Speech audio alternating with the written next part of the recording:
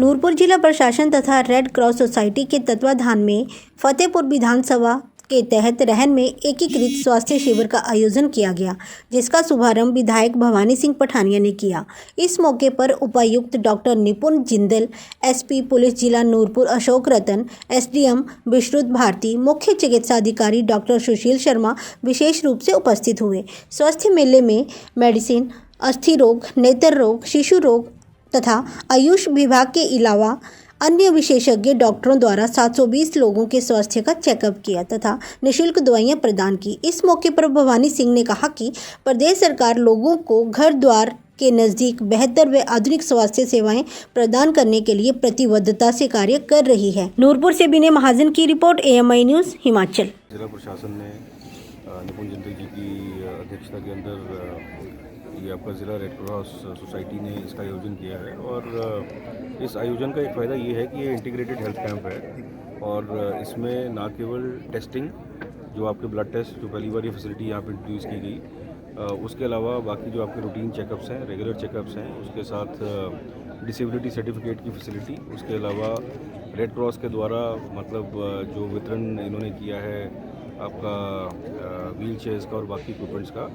ये सारा अगर आप देखिए तो ये काफ़ी ज़्यादा बेनिफिशियल रहा है इलाके के लोगों के लिए। इसके अलावा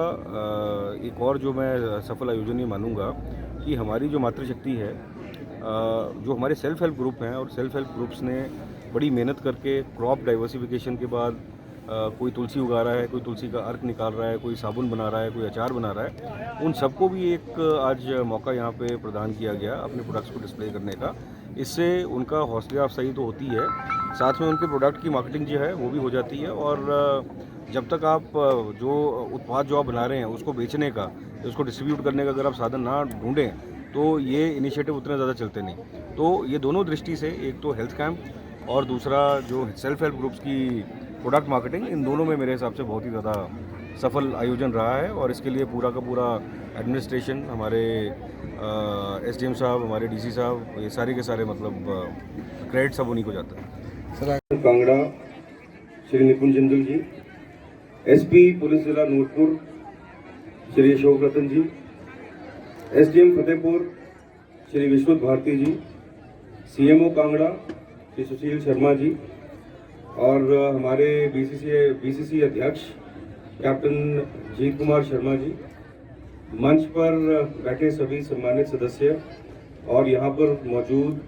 मेरे सारे भाई बहन, मेरे बुजुर्ग और माताएं, मैं आप सबका यहाँ पर स्वागत करता हूँ। और मैं एक बार फिर DC कांगड़ा श्री निपुण जिंदल जी का धन्यवाद करता हूँ, जिन्होंने मेरा काम आसान कर दिया। उन्होंने आपको सब कुछ इतने विस्तार से बता दिया कि शायद मुझे अब ज़्यादा टाइम ना लगे। तो बेसिकली मैं सिर्फ 2 या 3 बातें ही आपसे मैं करना चाहता हूँ कि पहली चीज़ तो ये है कि आज से 2-2.5 साल पहले जब मेरा राजनीति में बिल्कुल नया प्रवेश हुआ था, तो 2-3 चीज़ों को मैंने ऑब्जर्व किया और उन्हीं 2-3 चीज़ों के ऊपर जो हमने देखा कि अगर आप किसी से भी बात करें तो हमेशा मतलब ये 3 या 4 चीज़ें हमारी ऐसी होती हैं, एक बिजली, एक सड़क, एक पानी, एक शिक्षा, जिसके ऊपर मेरे हिसाब से पिछले 40-50 साल से हम वही बात करी जा रहे हैं। अगर आप हल्का फतेहपुर देखें तो इन चारों चीज़ों में मैं ये नहीं कहता कि हम मतलब कोई फॉरेन कंट्री बन गए हैं या कोई बहुत ही डेवलप्ड हो गए हैं, लेकिन जो हमारी ज़रूरतें इन सारी 3 के 4 चीज़ों की थी, ये काफ़ी हद तक पूरी हो चुकी हैं। और हमने ये डिसाइड किया कि इनको, बिजली, सड़क, पानी और शिक्षा को हम एक फोकस बनाकर वैसे नहीं चलेंगे कि हमारा मतलब मकसद ये है कि हम सड़कों के ऊपर काम करें, इसके ऊपर काम करें। ये सब हम रूटीन में करते रहेंगे। रूटीन में जो हमारे प्रोग्राम हैं, उन रूटीन के प्रोग्राम्स में बिजली की ऑगमेंटेशन, आपके पानी की ऑगमेंटेशन, पानी चाहे इरिगेशन का हो, खेती बाड़ी के लिए हो या पीने का हो, उसके अलावा आपकी जो सड़कें हैं, सड़कें चाहे आपकी गाँव की सड़कें हों या आपकी मेन सड़कें हों, इनको रूटीन में करेंगे। लेकिन 2-3 हमारे ऑब्जेक्टिव ऐसे हैं जिनके ऊपर हम एक अलग से फोकस डाल के चलेंगे। और उसमें एक जो सबसे बड़ा फोकस हमारा आता है, वो फोकस आता है हमारा जो समस्या, अगर आप देखिए तो समस्या बेसिकली आती है आपकी ना केवल हिमाचल प्रदेश के अंदर, फतेहपुर के अंदर या बल्कि पूरे के पूरे हिंदुस्तान में जो सबसे बड़ी समस्या है, ये है रोजगार की और ये है बेरोजगारी की। तो एक चुने हुए प्रतिनिधि का काम, मेरे हिसाब से जो सबसे बड़ा काम ये होना चाहिए कि आप किसी तरीके से अपने इलाके के अंदर रोजगार को पैदा करने के साधन और उन साधनों को पैदा करने के लिए संसाधनों को उपलब्ध कराने के लिए आपको काम करना चाहिए। ये तो हो गया एक रोजगार वाली एंगल पे। उसके अलावा 2-3 हमारे और बड़े चैलेंजेस हैं जिनमें युवाओं से संबंधित जो हमारी प्रॉब्लम्स हैं, एक तो रोजगार की है और दूसरी, जब एक पढ़े लिखे युवा को रोजगार जब नहीं मिलता, जब वो हताश होना शुरू होता है, उसी हताशा में वो क्या है कि उसको नशे की लत लग जाती है। और नशे की लत आप देखिए कि 20-25 साल पहले मतलब शराब पी के गुजारा कर लेते थे, आज वो नशा जो है वो शराब से कहीं आगे बढ़ चुका है। और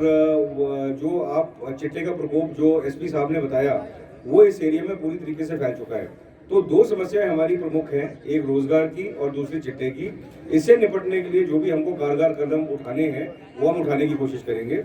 इसी के साथ साथ एक स्वास्थ्य को लेके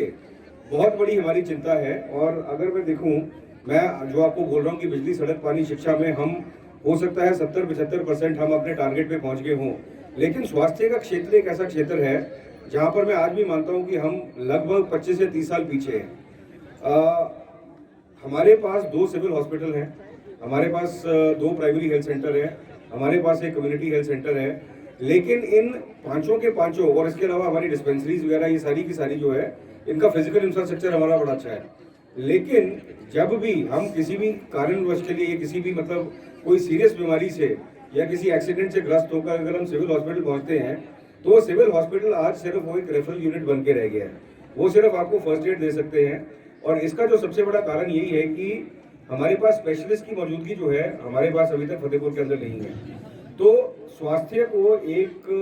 टास्क बनाकर, एक टारगेट बनाकर आगे चलने के लिए भी जो है हमने एक ऑब्जेक्टिव लिया हुआ है। जैसे मैंने बोला, रोजगार के साथ साथ चिट्टे की समस्या, चिट्टे के साथ साथ एक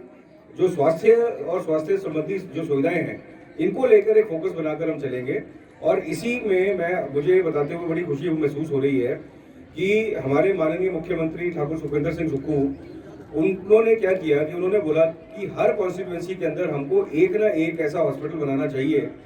जिसके अंदर आपको सारी ट्रीटमेंट मिल जाए। और धीरे धीरे करके हम अगले 3 या 4 या 5 सालों के अंदर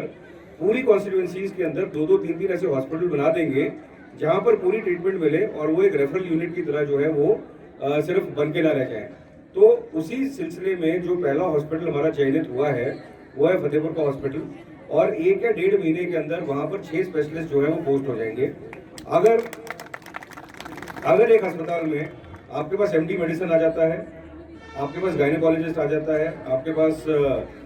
चाइल्ड स्पेशलिस्ट आ जाता है, आपके पास सर्जन आ जाता है, आपके पास एनेस्थीसिस्ट आ जाता है और आपके पास ऑर्थो आ जाता है, तो फिर ये हॉस्पिटल जो है ये रेफरल यूनिट नहीं रह जाते।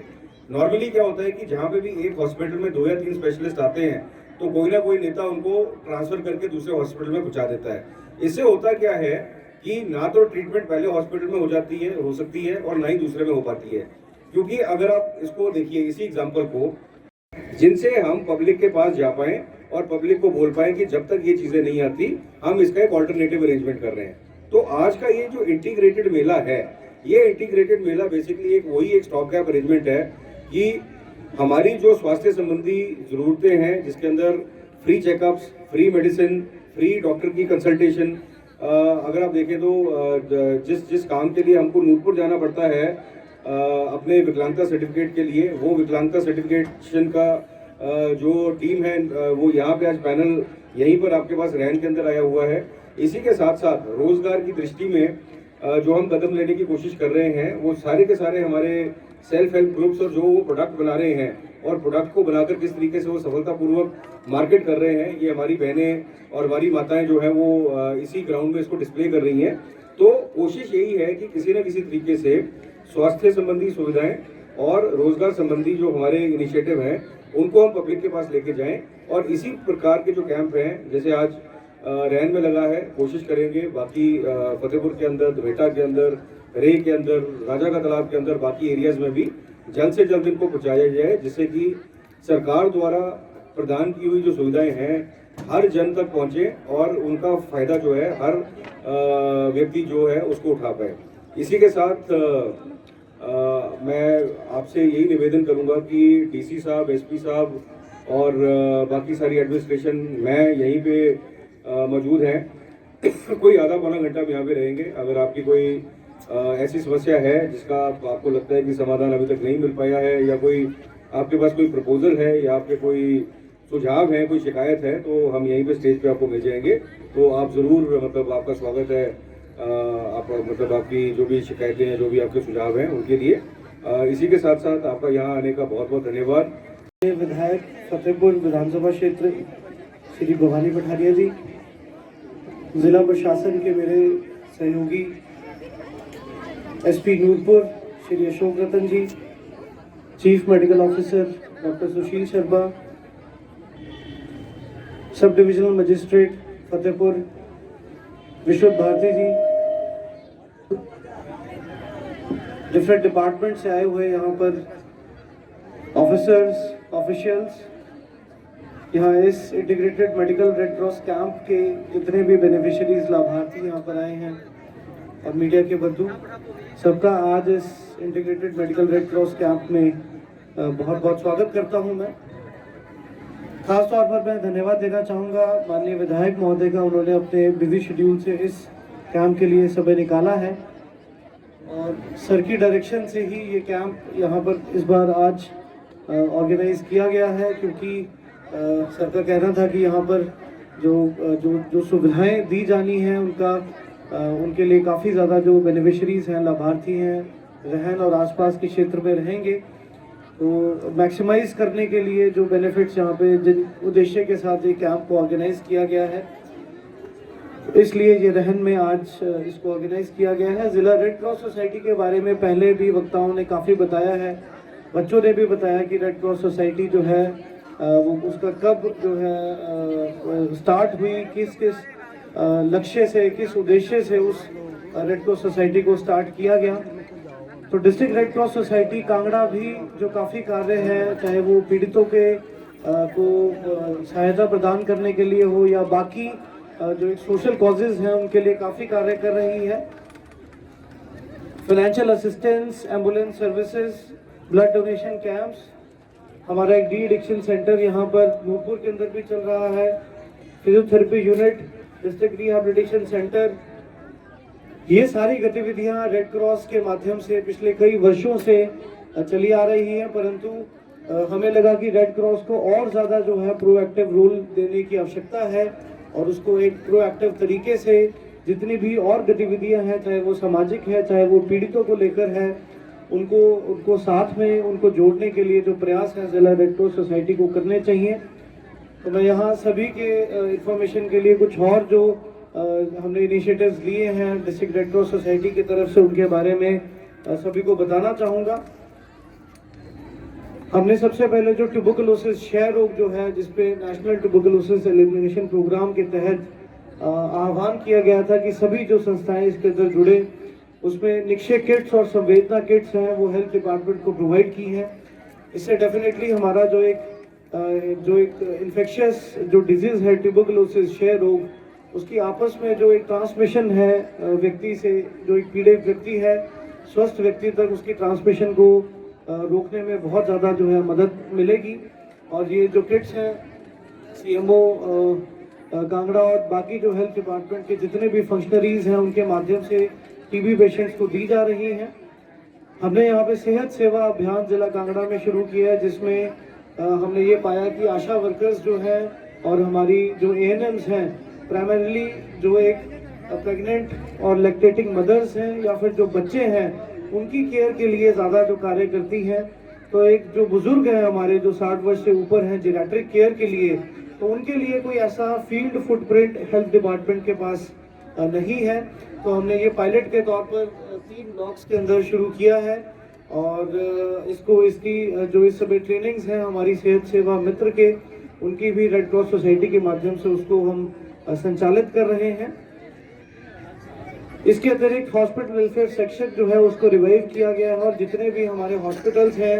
उनमें जो मूलभूत सुविधाओं की कमी हेल्थ डिपार्टमेंट को लगती है, चाहे वो स्ट्रेचर्स को लेकर हो, चेयर्स को लेकर हो, जो अलमीराज हैं उनको लेकर के हो, तो ये सभी की जो आपूर्ति है वो जिला रेड क्रॉस सोसाइटी के माध्यम से हम उसके लिए प्रयासरत हैं। टांडा मेडिकल कॉलेज जो इस एरिया का सबसे बड़ा जो स्वास्थ्य संस्थान है, यहाँ पर जो एक सराय भवन है, वहाँ पर जो हमारे तीमारदार जाते हैं उनके लिए रहने के लिए कोई व्यवस्था नहीं है, परंतु रेड क्रॉस सोसाइटी ने प्रयास करके जो है वहाँ पर स्टेट से अप्रूवल ली है और हमारी वहाँ पर जो सराय है तीमारदारों के लिए उसको जल्द ही शुरू कर लिया जाएगा। जो पीछे डिजास्टर हुआ यहाँ पर भी काफ़ी ज़्यादा जो है लोग जो बाढ़ की चपेट में आए, उनके लिए भी जो रेड क्रॉस सोसाइटी है वो लगातार प्रयासरत रही, चाहे वो रिलीफ कैंप्स की एस्टैब्लिशमेंट हो, चाहे बाकी रिलीफ मटेरियल उनको देना हो या बाकी और भी चीज़ें जैसे बसेस की व्यवस्था, ये सारी जो गतिविधियां हैं रेड क्रॉस की तरफ से संचालित की गई। पोषण को लेकर जितने हमारे बच्चे कुपोषित हैं पूरे जिले में, इनके लिए एक जो centre for scientific and industrial research है IHPT, इनके माध्यम से हम लोग एक नया प्रयास करने जा रहे हैं जिसमें सप्लीमेंटेशन जो है न्यूट्रिशन की इन सभी बच्चों को प्रदान की जाएगी और ये रेड क्रॉस के माध्यम से इस इनिशिएटिव की फंडिंग की जाएगी। डी एडिक्शन सेंटर धर्मशाला जो है काफ़ी समय से बंद था, हमने भारत सरकार से मैटर लगातार हमने टेकअप किया और इस बार भारत सरकार ने हमें अप्रूवल दी है वहाँ पे डी एडिक्शन सेंटर खोलने की। जैसे SP साहब ने बताया कि डी एडिक्शन के लिए एक जो ड्रग्स की अवेयरनेस के लिए ड्रग्स के खिलाफ जो हमारी लड़ाई है उसमें लड़ने के लिए डी एडिक्शन एक बहुत ही इम्पोर्टेंट पिलर है, बहुत इम्पोर्टेंट स्तंभ है। तो हमारा प्रयास ये है कि अब धर्मशाला में क्योंकि भारत सरकार की अनुमति मिल चुकी है तो इसको हम जल्दी ही वहाँ पर डी एडिक्शन सेंटर शुरू करें और साथ ही साथ पालापुर क्षेत्र में भी एक डी एडिक्शन सेंटर खोलने का जो हमारा प्रयास है डिस्ट्रिक्ट रेड क्रॉस सोसाइटी का, ताकि वहाँ पर जो जितने भी एडिक्ट्स हैं, जिन लोगों को डी एडिक्शन सर्विसेज की आवश्यकता है, उनको भी हम लोग जो है कैटर कर पाएँ। पीछे अभी मानसून के दौरान बहुत सारे जो लोग हैं वो रिलीफ कैंप्स में जो है उनको शिफ्ट करना पड़ा था, उसके लिए एक ओल्ड यूजेबल क्लॉथ जो बैंक है ये रेड क्रॉस ने स्थापित किया और इसमें जितने भी जो ओल्ड क्लोथ्स हैं लोगों ने डोनेट किए, उनको अच्छी तरह उनको वॉश करके उनकी